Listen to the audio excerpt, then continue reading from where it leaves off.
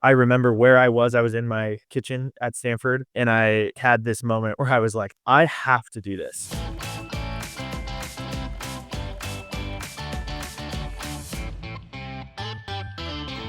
Hello, everybody. Welcome to another episode of Get to Be School. This is your host, Drex. I'm grateful that you're taking the time to be with us today. Thank you. I hope you have a fantastic week going forward and that you're coming off of a strong weekend. Today's episode is very unique. We get to hear from John Koelliker. He's one of the co-founders at Leland. Usually we dive into someone's business school experience, but while we hit on that with John, he's a GSB grad, we talk more about his company and what it can do for anyone with big professional or educational goals.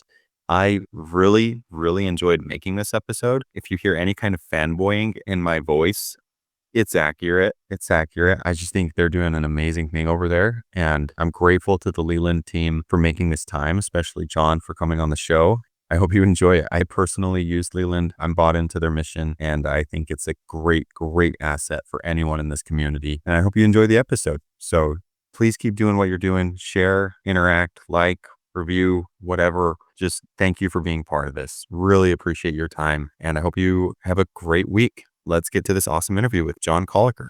John, thank you so much for coming on the show, man. Of course, happy to be here, Drex. We'll let you introduce yourself to the listeners, but you and I have biked a little bit. We know each other from kind of the same group, but you are doing this amazing thing over at Leland. You are helping people not just get into fee school, but we'll talk a little bit more about the other offerings. But you've built this platform where people can come on, find a coach, and accomplish amazing things when they have big ambitions. Yeah, thank you. Yeah, it's been a fun journey. About 3.5 years in, it feels crazy how fast it goes. That is wild. So you yourself, you are a GSB grad. You did the 2+2 program, correct? Yes. So you did that. So you did that at Stanford, but you were also accepted to Harvard. Yeah. You and I were just chatting. You have 4 little boys. You're based in Utah right now, but you started Leland in the Bay. So can you give the listeners a little bit more preview into kind of who you are as a person? Yeah, absolutely. So grew up in Utah, as you mentioned, loved playing sports growing up. Now I'm just relegated to coaching or watching, but it's still great. Still a big part of my life. Graduated from BYU, moved out to the Bay Area, worked at Uber, actually interned at Uber, kind of the peak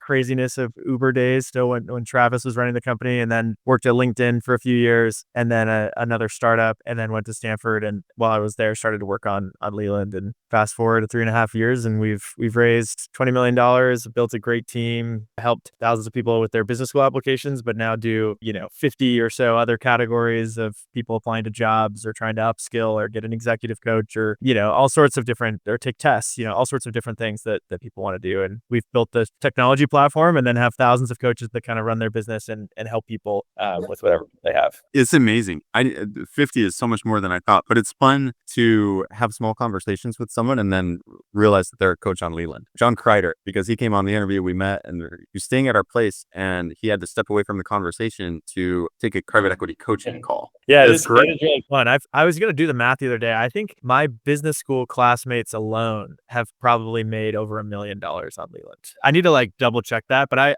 it might even be 2. It's a lot. And so it's fun if I lump in all my friends or kind of connections that I know personally, it's a whole other wave of success. But yeah, it's fun. We do have full-time coaches on the platform that make their living and earn several $100,000s a year on the platform. Then we have lots that are like John or others that are amazing. They are either in school or working and they just enjoy coaching on the side, and they, can make a little bit of a side income and help people. And so it's a fun way to kind of stay connected to these different people. That is amazing. Before we chat too much more about Leland, let's hear a little bit about your time at Stanford. What was a great takeaway from your time there? I was thinking about this. I mean, I took away so much from Stanford. It was a great place, beautiful place. I think that there are probably 3 big ones. When you get to the business school, there's a little cornerstone that says dedicated to the things that haven't happened yet and the people who are about to dream them up. And it's kind of this cheesy little cornerstone, but it's also really cool because what you realize is that all these founders or other people that have gone on to do great things were once on that campus, in your shoes, and were just normal, hardworking people doing their best. And I think that that's one of the biggest takeaways that I took away from Stanford was the world is just built by people doing their best. There are, of course, maybe unicorns here or there, but a lot of it is just smart, hardworking people. And so I think that was really empowering, is just kind of recognizing the humanity at the top, I guess you could say. That just everyone is just doing their best. And there's no different from people I grew up with, and just kind of manifest manifests differently. And I think that, there's a couple other takeaways. One, that I think there's just a million things going on when you're in business school, and that can be really overwhelming. And I always felt like I was doing everything poorly. I had our second kid my second week of school. So obviously it was like falling behind in terms of getting to know my classmates. I was not a great student. I felt like I didn't have enough time to be at home and help my wife and be with the kids. And then I just started this company. And so I raised money for it. So I was like not available as much as I wanted to be for my company. And we had employees. So I was just kind of always falling behind. As someone that always took pride in like trying to be the best I can be, and what, how you do anything is how you do everything, is, how I was maybe brought up. I realized I needed to change my motto from that to what I don't do defines what I can do. And so choosing to be mediocre in something unlocks me to be world class in something else. And I think that was hard to wrap my head around, but I think helped me focus on what mattered. And then I think the last thing that I took away was, I think you can debate all day, or each individual, like, was business school worth it? Or did it get them closer to their goal? And I think those are like valuable debates. But I think if you evaluate your life based on living a rich life, not on the optimal path to wealth,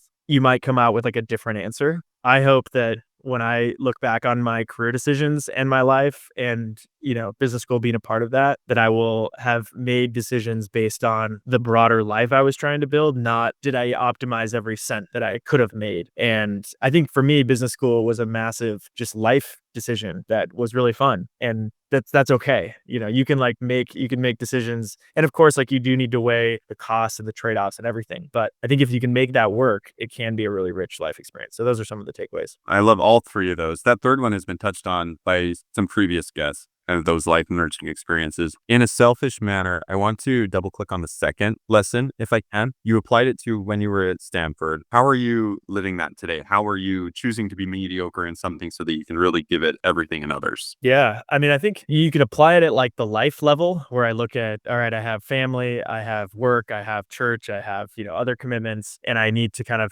pick and choose, maybe on a daily basis, maybe on a weekly basis, where I'm going to be excellent at.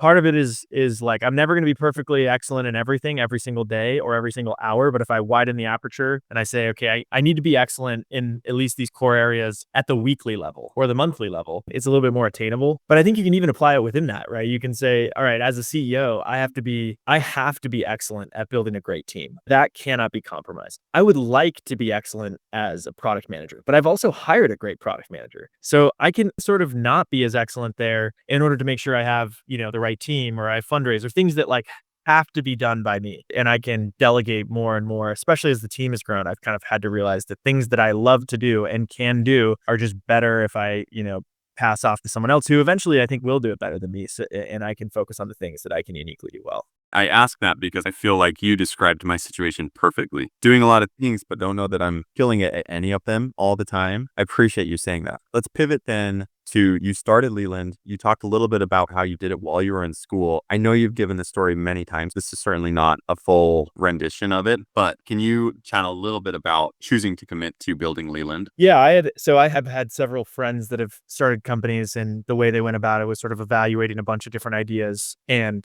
picking their favorite one. That was not how Leland was started. Leland was like, I remember where I was in my kitchen at Stanford, and I had this moment where I was like, I have to do this. And I think it stemmed from, like, I had been building marketplaces for my day job. I had been doing this little coaching and content thing. So I'd been noodling on all this stuff, and it was this very niche, corner of the world that I was spending a lot of time in. And I just felt like this needs to exist. If it's not going to be me, someone else will do it. And I think I might be one of the better people to try it because of the, kind of the different experiences that I had, and I got to go for it. And I think, part of that is, I would say I'm maybe default, like, action oriented. I like ideas. I like to, I did spend a lot of time mapping it out, but I ultimately just felt like I needed to go and act and do something. And I felt like being at Stanford was a great place to try to get something off the ground. There were plenty of entrepreneurial tourists at Stanford, which is awesome still. Like, I think a lot of people like to explore the idea of startups are fun. They're stressful. They're hard. So a lot of people kind of poke at them. They want to be around them. They advise them. They consult for them. They try to get close without just doing it. And then then there were others that I saw that were just like, oh no, I'm doing this with, or,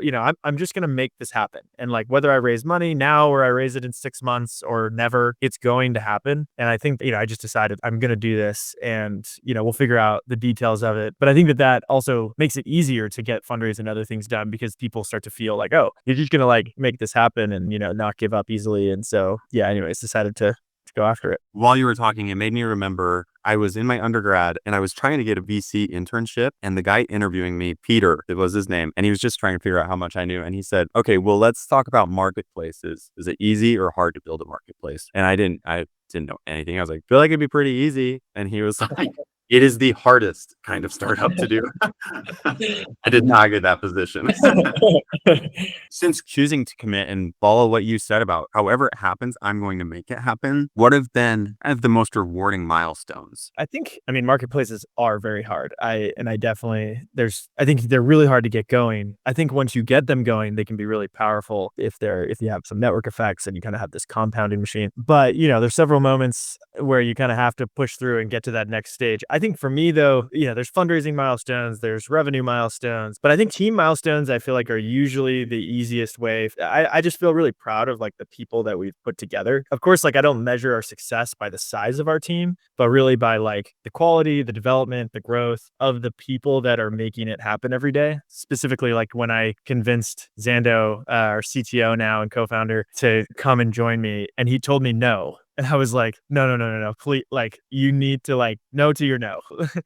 We joke now that like one of our cultural values should be don't take no for an answer, but then we're like, that might be, we probably should take no for an answer sometimes. But sometimes you do just kind of have to push through those no's. And there's lots of like small ones like that. When we were trying to get our seed round covered as an announcement, which is like something so dumb, but I felt like would really motivate the team and would kind of help us get the word out there. And it sucked. Like it was so hard to do that, but I just locked myself in a room and, got it covered by TechCrunch and Forbes. And that's just kind of a dumb example, but there's a lot of these little milestones you kind of celebrate along the way. And it's always, I think, the people that make those milestones the most fun. I love that, because even now, just as we're talking, it's so fun for me to see all those people behind you. Like you're in this room locked in, but you got just traffic going back and forth. And it's so fun to see, like, you started that, you built that, and all those people are there with you. It's very motivating. It's fun. This has been a somewhat selfish interview because I've just asked you questions that I'm so curious about, but let's try and pivot to what Leland can actually do for someone considering business school. What do you feel is the biggest advantage to using Leland if I'm considering business school? Yeah. So I think at the core, doing something as important as this alone is foolish. It can change your life in such a meaningful way. And I've just seen so many people go about it in a way that doesn't lead to success. And, it can mean the difference between very different experiences and very different outcomes at the end. But I think what it comes down to is like, if you were going to reach any goal in your life, whether that's getting into business school, doing well on a test, leveling up in a certain skill, getting a new job, getting promoted, it's kind of like a combination of, you need drive or ambition. And a lot of that needs to come from the individual, right? And so when someone comes to us, like, we hope that they have some drive or ambition. We will also help them build that by showing them that it's possible, right? Like if you feel like, hey, I have this ambition, I want to go to Kellogg or I want to go to GSB, but I don't know if it's possible. We can actually say, hey, look at all these people that were just like you. They didn't know if they could do it either. And here was the path. And so we're going to show you that there's a real path. So we can help you with ambition, but a lot of it does come from you. You also need to like have the knowledge of what it takes. You need to know the bar, and we can definitely help you with that, right? Obviously, our coaches are constantly talking about what people are looking for, and schools will tell you a little bit of that, but we'll be a little bit more specific about you need to lean into this or that in order to have a shot. You also need to like either build the skill or kind of create the output or whatever it is that puts your best foot forward. So in a context of business school, it's your application or your essays, your recommendations, all that stuff, your test score. In a context of a job, it might be you actually need to build the skills to interview or just do the job. And you build that by training with experts, by getting access to content, events, courses, so we have all of these different things that come in at different times. So we have a content library, we have free events, we have cohort-based courses, and then of course, one-on-one coaching. And then you do need also an opportunity, I think, especially on the career side. We do try to bring you opportunities through sharing jobs or, just connecting you with people that are coaches that can open your eyes to new opportunities. Sometimes that's just telling you about a different school that you didn't have on your radar and should apply to. Sometimes it's about connecting you with someone that could open a door or could help you land an interview or whatever. I would say there's kind of a whole ecosystem we've built to take someone that has a lot of raw ambition and just needs to figure out, how do I get from where I am to where I want to be. And that might involve multiple goals, right? Like we help people that are in high school apply to college. We help people that are in college apply to internships. We have helped them take tests. We help them apply to graduate school. We help them with their next job. We help them with their executive coaching. We help them with skill building. Like we want to follow you along your journey. And the only way we can do that is by bringing experts in at each of those steps, which is why we have this marketplace, this platform where you can find people that focus on each of these things. So we have, former admissions officers that just do undergrad. We have some that do dental school. We have some that do data science job interviews. And then we have others that are executive coaching or communication coaching or other types of things. So kind of span the whole spectrum. Yeah, you do. What's the most unexpected coach that you have coaching category? Yeah, we actually talked about this a little bit yesterday, but you have to figure out like where do you draw the line? Because we actually get a ton of inbound for dating coaching, chess coaching, woodworking, like hobbies, all sorts of different stuff. We've sort of said, hey, we're going to carve out the world of education and career for now. And people can specialize with different things. Sometimes people will do like, niche topics within that. So we have someone that's like how to deal with test anxiety. So I'm not going to teach you how to take a test, but I'm going to teach you how to like deal with the emotions that go along with test prep. So we'll get some of these like subcategories, but I think we will create like the equivalent of an Airbnb OMG category that's sort of after hours, for those people that do want to coach for dating or for other things. Because we have some really powerful, like, some interesting experts that also have hobbies in other areas. So, but we don't want that to distract from like kind of the core.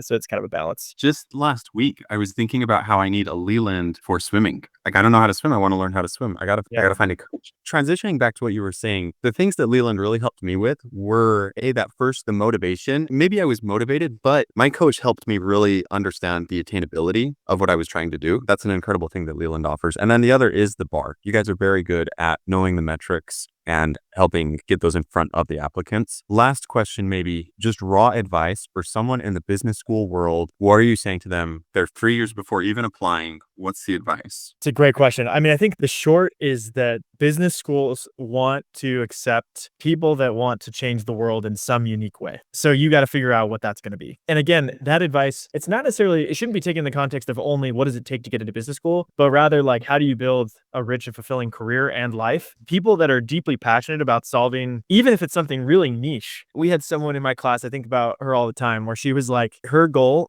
is to be the first female GM in the NFL. And she just watched every single NFL game since like the year 2000 and has worked in the NFL. And so she wrote her essays about the power of football and why football mattered and why female representation in football mattered. And it was like, this is the coolest story ever.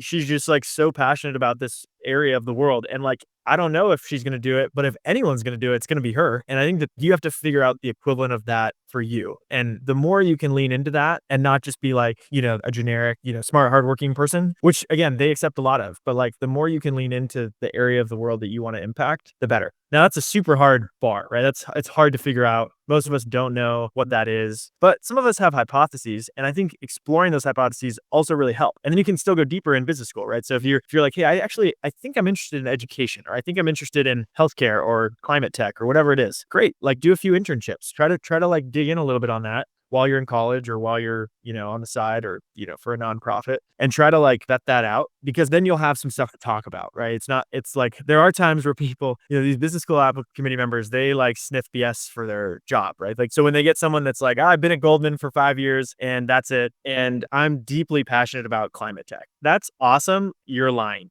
Because like, if you actually were deeply passionate and like, not just deeply passionate, like my whole world revolves around it, but I've just been doing like tech investment banking. And it's like, that's great, but like, don't lie. Definitely that you can still have interest, but you need to make it believable to them, right? If you've done a few internships or you volunteered on the side, you can do investment banking. That's not, necessarily a bad career path, but it needs to be clear to them like, hey, I'm doing this because I want to understand the financial infrastructure of XYZ thing. I also do have some interest in this area. You can see that I've laid the groundwork so that when I get to business school, I can accelerate into this path. And that's like totally believable. So I think it's how do you actually explore these interests in an authentic way, which I think ideally helps you in your life anyways. It's not just like for business school, it's not performative. And if you can figure that out, and then of course, knock out the test and make sure you have good recommenders that care and prepare them well and all those things, you'll be in a good position. That is such a good paradigm shift for me personally. And I know in the business school world, and especially in the pre-application world, it can feel like business school is the end goal. I love that focus away from treating it as that. John, I think that's a great place to end. I can't thank you enough for just making this happen. Of course. Yeah. It's good chatting with you, Drex. Congrats on all the progress. It's a cool podcast. Cool idea.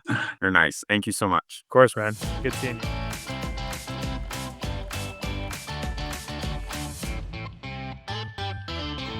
You're a millionaire. I'm not. I'm broke. These coaches are making a lot more than I am. Yeah, I should count, but there's at least several dozen that are earning more on Leland than I am by running the company. But that's okay.